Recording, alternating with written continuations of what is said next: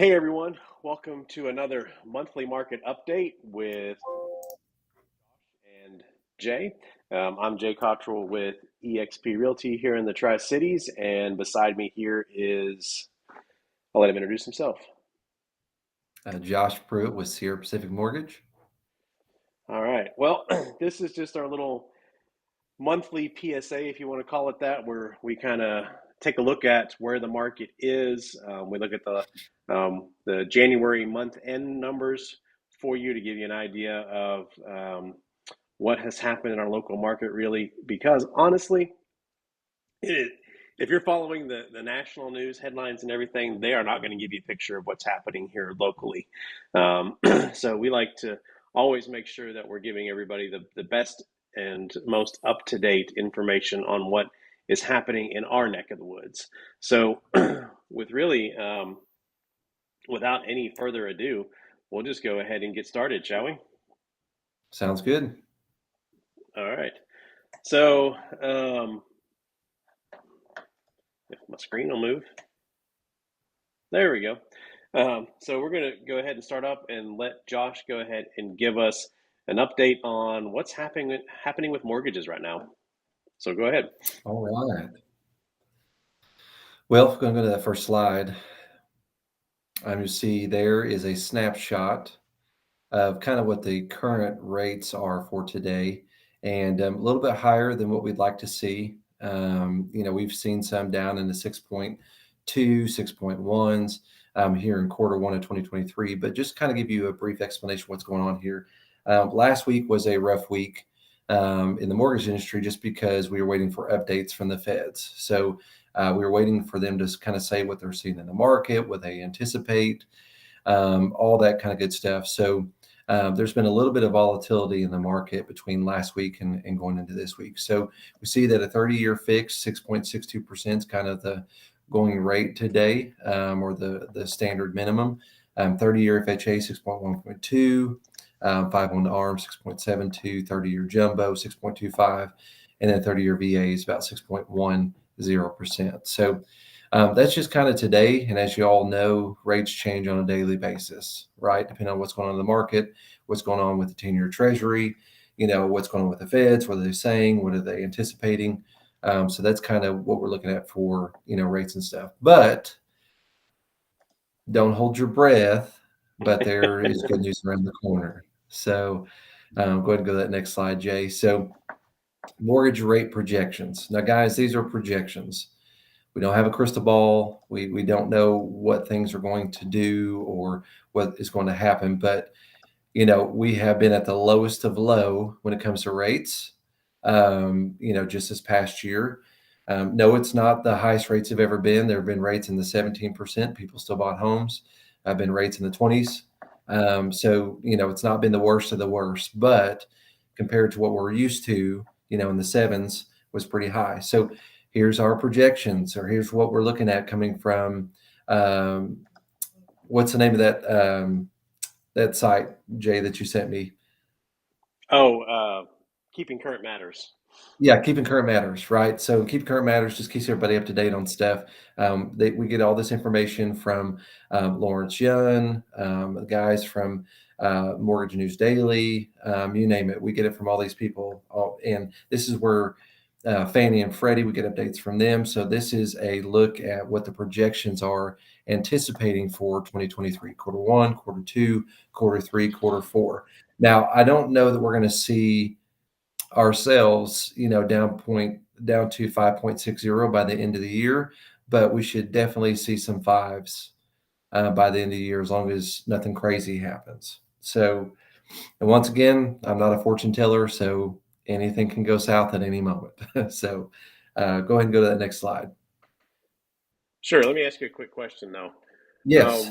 Where do you see you see all these mortgage rate and kind of national average rates? Where does our local market tend to fit within the national rates? Is it a little bit above, a little bit below, right at them? Yeah, so it really just depends. I mean, we're kind of right there, but we're a little bit above that market trend. And the reality is that that's just the minimum standard of what the mortgage rates are. There's a lot of things that go into mortgage rates when you're looking at mortgage companies and private lenders and investors, and there's a whole lot that goes into all of that. So if the rate is a 6.6 today, you can guarantee to find yourself around a 6.8 to a 6.9 to 7, depending on the loan program, depending on how much money you're putting down, your debt to income, your credit score. There's a lot of factors that go into that. Now, if you're looking at the government loans, you're going to find yourself below that number or right at it, just because of the government loans. So really just depends on a lot of other factors. Okay, thanks. Uh-huh. So one of the things I kind of want to talk to you about today is there's a lot of buzz or feedback around, mortgages today. We're actually in a recession. People have not really just come out and said, "Hey, we're in a big, huge recession." It's just a recession, just like normal recessions that we've had in the past. But everyone seems to think that we're going to have a recession that is similar to 2008. We're going to have a lot of foreclosures, major crisis in the housing market, but we're not going to see that. And I kind of want to talk to you briefly about that today. The reason being is because there's a difference between 2008 and 2023, since we're in that year.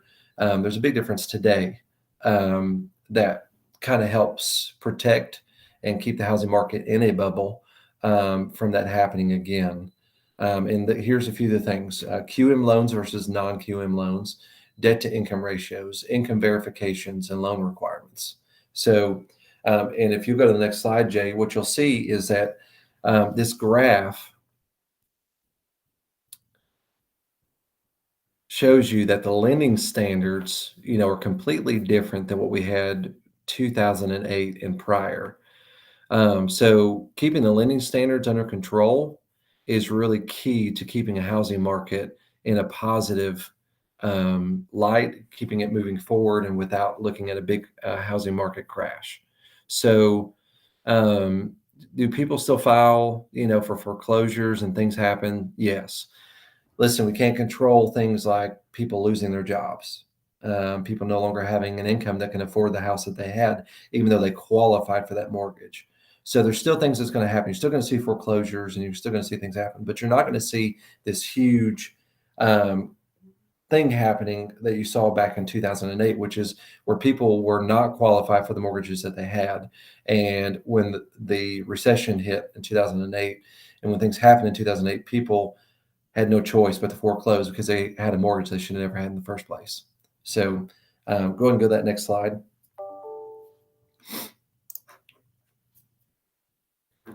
So DTI requirements, this is called debt to income.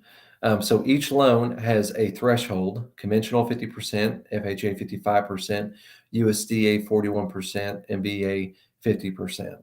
These debt to income thresholds keep us on the lending standards that we have to be in. What are debts that we calculate? Student loans, personal loans, credit cards, auto loans. Anything of that nature is considered something that goes against your debt to income and tells you what you qualify for in a home, and you can't go above that number.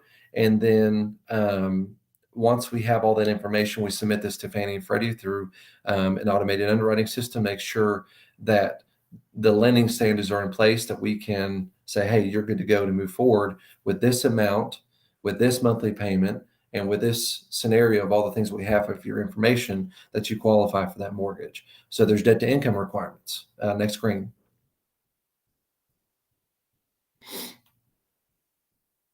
Income verification. So before, in 2008, you could just say that you made $150,000 a year and not have to verify that income, and you qualify for the mortgage. Today, we verify all your employment. We verify that you worked at previous jobs to make sure you have a 2-year income history. And then we verify your current employment. We verify the hours that you work or that you are scheduled to work. We verify your pay rate or your salary, bonuses, overtime, and then, of course, the big one, which is continued employment. All those things are verified to make sure that what information you gave us is correct and that you can afford that mortgage moving forward. Go ahead and go to that next slide. So, um, opportunities today for buyers, buy downs, seller credits, and refinancing. I might have gone too far forward on the slide there, finishing up our talk from before. So, the lending requirements that are in place for everyone is a lot stricter, and getting qualified is a lot more stringent. And you can ask people who bought prior to 2008 to people who buy after 2008. There's a lot more things we need: documentation, verification of everything. So that's why you're not going to see a big housing market crash, because there's lending practices in place that prevent that. All right. So going back to our opportunities today, we still have buy downs in place. Still have opportunities for seller credits for you to be able to have your closing costs covered. And listen, if you've bought a higher rate, you bought a home with a higher rate. Good news is that 12 months after you've had that mortgage, we're looking at 2024 now.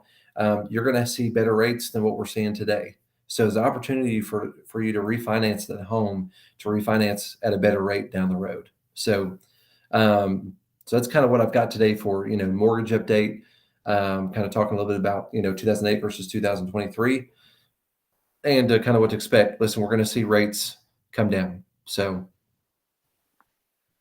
hmm And I think the other difference you see, I know for me, having purchased prior to 2008, and then and having to sell at a loss shortly thereafter, um, is, I don't know how to say this, um, the ability to bully mortgage lenders into doing what you're doing and into doing what you want, um, with all these new lending standards, has pretty much disappeared. And I'm not just talking right. about real estate agents pushing a lender to do what they do, to get the deal done, but there were a lot of times that buyers did that too. Yeah. They would pretty much just look at you and go, "If you don't do this loan, I'm going somewhere else. I'm not going to deal with you ever again." And and so there was a little bit of pressure because there was some leeway for lenders to kind of do what they want to with in certain Oh, in yeah. certain things. Whereas now it's all pretty standardized. There's a whole not a lot of leeway that you all have to push something through that doesn't meet their criteria. Right. Right. So, that's where it comes into the QM, non-QM thing. So there are loans we can do that are non-QM loans, bank statement loans, stuff like that. That's, virtually we're not verifying income. We're not verifying tax information. We're not verifying Mhm, all that. There's still some opportunities with that today. But going back to 2008 and prior, there was a lot of non-QM loans that took place. mhm, In fact, lenders got paid more to do more non-QM. The worse it was, the better it was for them to get paid, which is absolutely crazy to yeah. think about. But today we have a standard we have to uphold to, and every loan has to be a QM loan that we do, and has to pass Fannie Freddie points, fees tests, and all kinds of things. So it's not easy to get a loan. Either you qualify or you don't. It's Mhm. pretty much the way it and is. and it has kind of flipped the script a little bit in the fact that, it's easier for the average person with a W-2 wage job to get a mortgage loan than it is for a business owner or self-employed individual, Oh yeah, because you know we don't have all that stuff to verify that most right. And it's easier to verify W-2 now, right? yeah, So way that's what easier. it is. All right, so let's go ahead and take a look at the real estate market. So, and I apologize if my eyes are shifting. I don't have my screen set up the right way I want this today, so I have to look one way to see what I'm talking about, and then look back at the camera to talk to you all. So I'm just going to go ahead and apologize for that. If for those of you that annoys, I'm sorry. So one of the things you hear me say pretty much all the time, I think Josh is tired of hearing me say it, is don't trust the headlines. They're not providing the proper context. And in fact, right now, headlines are doing more to terrify than clarify. Yeah. And this is shown in, I don't, this was NerdWallet, I guess, that did this study, but basically said that 67% of Americans says a housing market crash is imminent in the next 3 years. Now you just heard Josh go through the numbers to show you that it's not going to be from the lender's side, which is what caused the 2008 crash. That's so fresh in everybody's mind. The standards are there. We're not going to even if you look at the foreclosures, which we'll look at in a second, they're still historically low. One, because you have to actually have the income to purchase a home, um, and two is all of the stimulus that got passed throughout the pandemic, and all of the standards that got in place as far as people not being able to foreclose on properties has helped. You're not seeing a ton of foreclosures, and the other thing is the market has helped. So a lot of people that might be in a situation where they can't afford their mortgage anymore, have a ton of equity in their house that allows them to get out of that situation. So they can use that equity to get out of that situation and purchase another house for a lower mortgage and a better payment that fits their current budget. But you've seen the headlines. U.S. foreclosure filings surge 115% in 2022. Foreclosure activity doubles annually, but it's still below pre-pandemic levels. So you see all these headlines, but again, context is what's key here. You can see this graph from Adam Research shows foreclosure activity. Yes, it has doubled from 2021, but look at 2022 compared to historical foreclosures going all the way back to 2005. So historically, we're still below kind of the average. Obviously, 2007, 2008, all the way through 2015 saw historic foreclosure activity because people were getting loans and buying homes that they couldn't afford, and that all came crashing down. That's not what's happening today. So it's gone back to more normal levels where foreclosures are due to things out of people's control. It's unfortunate things like job loss, illness, medical expenses, those type of things of why people go underwater on their mortgages, not because they never could afford it to begin with. Um, and so this is from Rick Sharga. This is from Adam Research as well.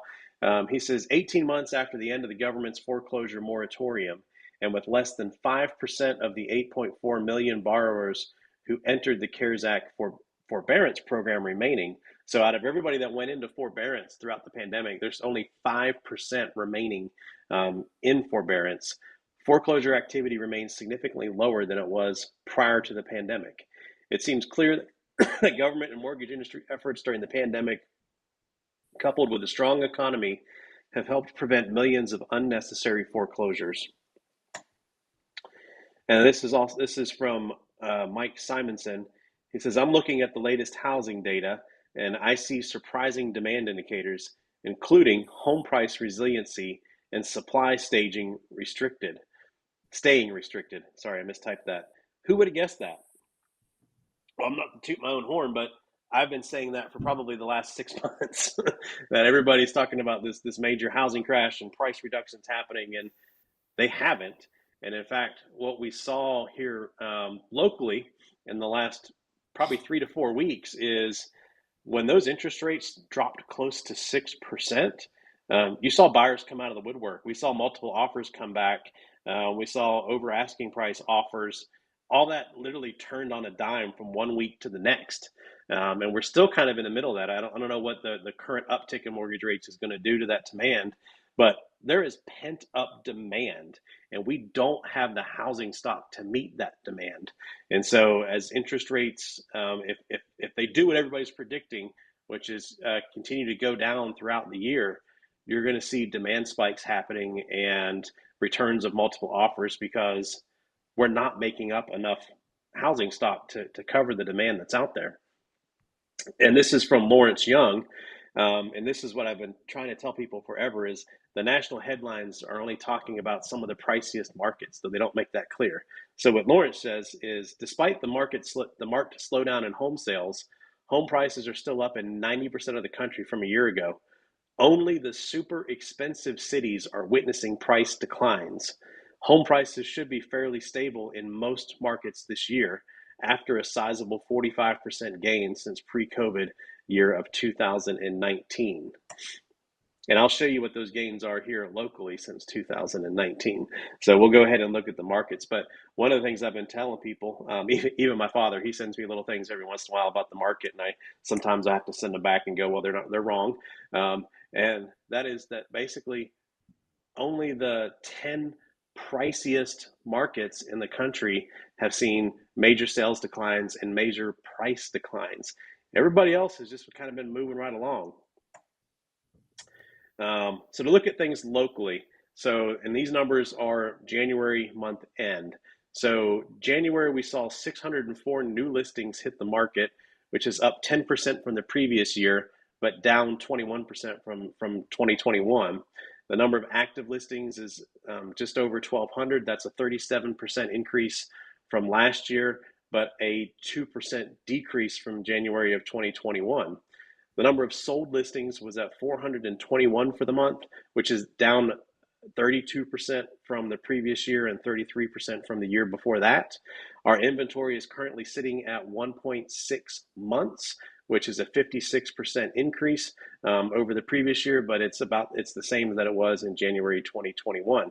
But to put that in perspective, that absorption rate, which is 1.6 months, which is basically if we put no more homes on the market today, how long would it take to sell out of homes if we continued at the current sales pace? So that's sitting at 1.6 months. Yeah, that's up 56%.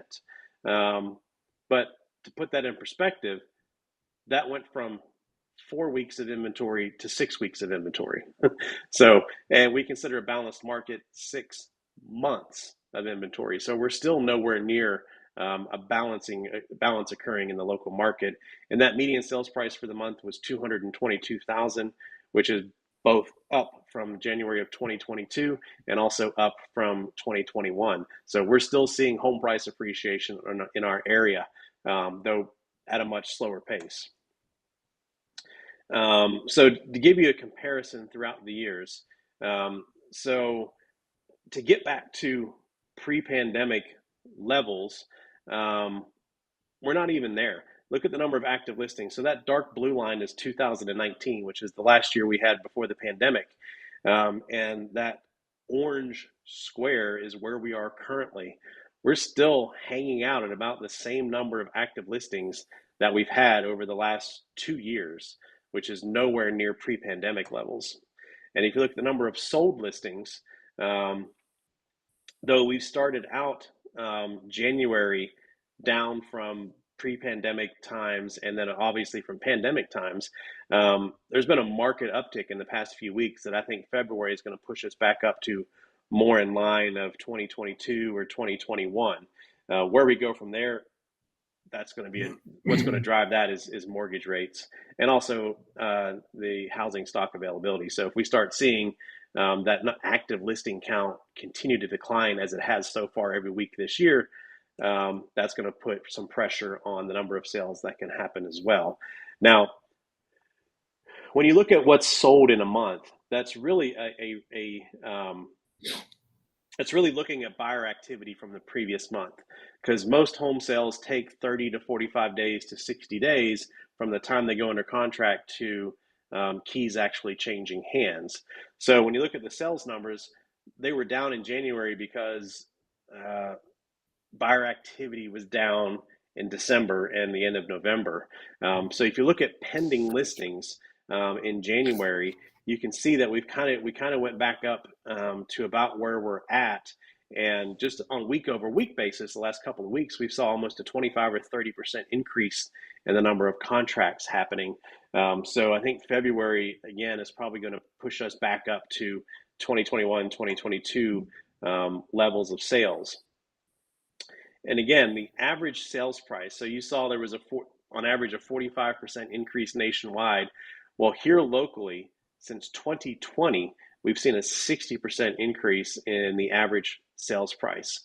So January was sitting right below 275,000, whereas in 2020, which was really before the pandemic, still just over 175,000, and that was even up a few points. So I don't remember what 2019 is. I don't know why it didn't populate, but I think that was like 155, 160. So from pre-pandemic, like 2019, it's a much, much, much larger increase in sales prices here locally. And this is looking at home price appreciation. So when we try to peg appreciation, we don't look at averages because um, you could have $1 million or $2 million sale, and that's going to really pull the average. Whereas the median, the change in median sales price really gives us a better idea of how the market is moving. And you can see um, November, the price appreciation slowed to only 7.1% compared to November of the previous year. December, it was down to 4.6%. But you can see January, another spike, 17.1%. So a lot of people were predicting that we might see single digit price appreciation in 2023. I'm not so sure. I think we might still be in the double digits, though. We might stay in the teens or the tens instead of in the 20 or 30% price appreciation. But we're only 1 month in, so at this point in time, my projection is just absolutely a guess at this point. And if you look at the number of new listings coming onto the market, the one thing that I find interesting about this graph is um, look at all those 4, 5 years that are on there. They're all pretty much the same. I mean, obviously, 2020, when the pandemic hit and everything shut down, we saw a drop in homes hitting the market for sale, but then it quickly climbed back. But you can see the pace of new listings hitting the market hasn't really changed over the last 5 years. So if we're not really so in order to move the needle to get closer to a balanced market, that new listing count would have to double or triple compared to what its historical rate is. And I don't know about you, but I don't really see that happening. I think we're going to be in a persistent low inventory market for the next year, if not the next several years. And I honestly don't know what the answer is to that. Um, and we're not going to bottom line it because I forgot to populate that graph. So Yeah. we'll just kind of go. Um, we'll just kind of go back into Josh and I kind of discussing things for you. Um, so I know one things I've seen, Josh, in probably the last 3 weeks, if not 4 weeks, is a lot of competition back on the market. So where Mhm. um, in December, in November, some of the homes that I put under contract, we were the only people that bid on it. There weren't any other bidders. Some of them didn't even have anybody else looking at them, and they've been on the market for a while. Um, 2, 3, 4 weeks ago, every home we looked at was booked up for showings, and if we made an offer, we were competing against 3 or 4 or 5 other offers to win that listing. So I don't know if you've seen an uptick in mortgage applications over the past few weeks. I have, yeah, which I'm thankful for. Yeah, we're all thankful for. And I, I, Yes, yeah. I will say the one thing that I find interesting, both because I have some listings in this category, but typically in our local market, there isn't really a perfect time to list a home. So what I mean by that is if you want to list it in the winter, if you want to list it towards the end of fall, because that's when you need to, that really hasn't not usually affected that home's ability to sell. But what we're seeing now is since buyer activity pretty much dropped significantly, like almost down 30, 40, 50% in November and December, there's a lot of homes that didn't get sold that are still for sale right now. And they're showing 60, 70, 80 days on market, which you haven't seen a lot of those. And I think what's happening is buyer psychology has shifted. So they see that and they go, oh, there must be something wrong with the house. I don't want to go look at it if it's been on the market that long. Instead of thinking, one, maybe they're willing to, maybe they can actually get a deal on the house because it's been on the market for a while, or it really has nothing to do about it because there wasn't anybody that looked at the house over the last 2 months because the buyer demand dropped so significantly. Um, Mhm. and I've never seen that before. I mean, people have always said, "Oh, should I wait till the spring? Should I wait till?" And I'm like, "Listen, sales are pretty much flat. There's small peaks and valleys in our local sales cycle, But if you were, needed to list in December because you had to move to a new job in January, February, we've never had a problem with that before. But I've seen that this year. That's been a problem because of buyer psychology, because they're so used to things moving so fast that when they see something sit for 30, 45 days or 60 days, they automatically assume something's wrong with it. And I would just caution any buyers out there to not assume that. If you see a house and it's been on the market a while and you think it's something that you would like to look at, go look at it. Because the sellers might be panicking a little bit too, and you might have some wiggle room if Hmm. you make an offer. Um, but that's kind of one of the observations that I've seen, because you pretty much have anything new that hits the market is pretty much going under contract, once again within a few days or a week of it hitting the market, while anything older than 30 or 45 days is just sitting, not really selling, which is crazy to me because we used to think we would only panic if a home had been on the market for 6 months and hadn't sold. Now it's interesting to think that if it's 30 days and it hasn't sold, we're panicking. Agreed. um, so what else would you tell people that are looking to purchase um, right now? I would just tell them, get pre-qualified so you know where you stand, you know what you qualify for. Home prices are different than what they used to be. So what you maybe figured out yourself, what you would qualify for has probably changed. So it'd be good to know where you're at, knowing what's available to you, what you do qualify for. Another thing too is that there's a lot of people who try to take it into their own hands to see what they qualify for based off their income and stuff. Let us professionals do it. Hmm. The reason is because you may not be qualifying your income correctly, or you may be not calculating your debts correctly.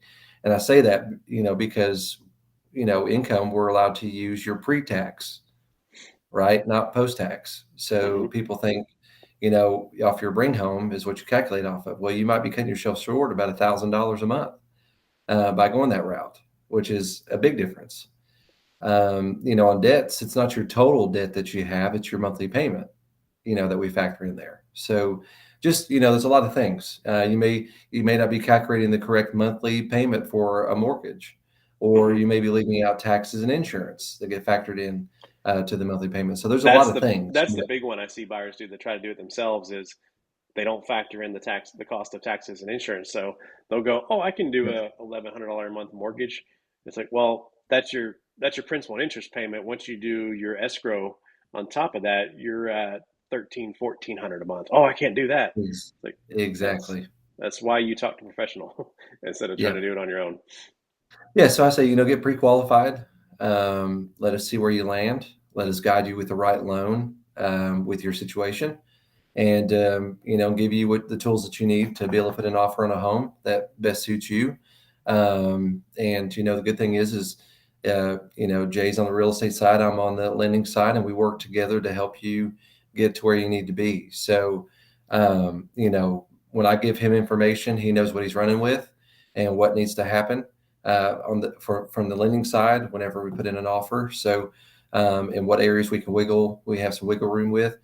So we're giving you guys the best opportunity to get the home, that fits your budget, your style, what you're looking for, and all the above. So, Mm-hmm. Because it's not talk to the just professional. Yeah, it's not just about price, especially for me on the real estate side. If I know my buyers are only going to qualify for an FHA loan versus a conventional loan, then that could limit some of the properties that they're able to look at and Absolutely. purchase. And same thing with the VA loan, though it's a lot less restrictive than most people think. I actually think it's a pretty good loan package, but there's still Right. some quirks there that if I don't know about them, you might get your heart set on a house that we can't get your loan. We can't get your loan approved for because it doesn't meet the criteria set forth by FHA or VA, or a lot of people do the USDA or rural loans. Hmm. Well, there's not a ton of areas that don't qualify, but there are some neighborhoods and areas within our market that wouldn't that you wouldn't be that the I forget what it's called. You probably know what it's called, but um, wouldn't be in a Uh, wouldn't be a Yeah, there's basically in the county. Hmm. Depends on the income of that area that USDA qualifies, how it's marked. But also there's income, USDA's got income limits and area limits, but there's a lot more out there than what you think. So, Hmm. um, you may want to live in Johnson City, but I may say, hey, you qualify for USDA. Let's look just outside of Jonesboro, you Yeah. know, or Yep. Elizabethton or Irwin or, areas that we can look for you that are maybe not exactly Johnson City, Hmm. but are really close. Yeah. Yeah. Because you might get, because a lot of those come with a lot of great benefits that Yep. you might like better than living inside city limits. Yeah. Yep. Same goes for Bristol, Kingsport, Southwest Virginia, wherever you're looking. So, Hmm. All right. Well, I think that's it. I think we've pretty much said all that we can say about the local market. I will say it'll be interesting to see how February goes because mhm. um, January started out really slow and then literally turned on a dime in the middle of January and hasn't really slowed down since. So I think the month end February numbers are going to be very key to kind of see maybe at what pace our local market's going to be this year. Um, Mhm. but it's definitely changed my recommendation working with buyers. So I went from telling people, hey, we've got some breathing room. We don't have to go look at a house, within 2 hours of it hitting the market, and we might be able to negotiate in some things that'll benefit you a little bit. To okay, we got to go went back to we get to look at this thing as soon as possible if you're really interested in it, and if you are interested, we've got to make a competitive offer because it's likely we're going to be competing against at least one other offer, if not several other offers. And Yeah. we're talking about a matter of days that advice changed because of how fast how fast the market changed. Yeah. Yep. Well, that's me. Again, I'm Jay Cottrell with eXp Realty here in the Tri Cities, and I've got Josh here with Sierra Pacific Mortgage, and we're just simply here to help. So if you have any questions on mortgages, please don't hesitate to reach out to Josh. His page is tagged below. If you have any questions about the local real estate market, please reach out to me. And then, obviously, if you want to get pre qualified and are looking to buy a home, talk to both of us. We'll be able to get you Yep. pointed in the right direction and get you ready to go so that when you do find that house that you absolutely fall in love with, you're in the best position possible to go ahead and move forward with an offer. So that's us with our monthly market update. Thanks for tuning in. And as always, any questions, just reach out to us.